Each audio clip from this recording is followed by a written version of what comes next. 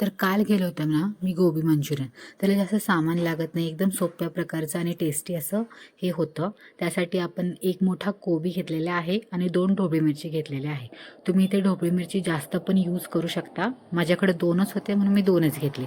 कोबी व्यवस्थित चिरून घ्यायचं आहे आणि आपल्याला चॉपरमध्ये ना बारीक करून घ्यायचं आहे. सेम प्रोसेस ढोबळी मिरचीसोबत पण करायची आहे. अशा प्रकारे बारीक करून घ्यायचं आहे. तुम्ही बघू शकता मी केवढा बारीक केला आहे. त्यानंतर पूर्ण कोबी बारीक करून घेतला. त्याच्यामध्ये मी 2 मोठे चम्मच शेजवान चटणी टाकलेली आहे, 1 छोटा चम्मच मीठ टाकलेलं आहे, 1 छोटा चम्मच काश्मीरी लाल मिरची टाकलेली आहे आणि 2 मोठे चम्मच ह्यामध्ये मी मैदा घातलेला आहे आणि कॉर्नफ्लॉवर पण घातलेलं आहे. कॉर्नफ्लॉवर मी साधारण 1 मोठा चम्मच ह्यामध्ये घातलेला आहे. आता हे सर्व एकत्रित मिक्स करून घ्यायचं आहे अशा प्रकारे. आता कढईमध्ये मी तेल गरम करायला ठेवलेलं आहे आणि आपण ह्यामध्ये आता बॉल्स असे सोडून द्यायचे.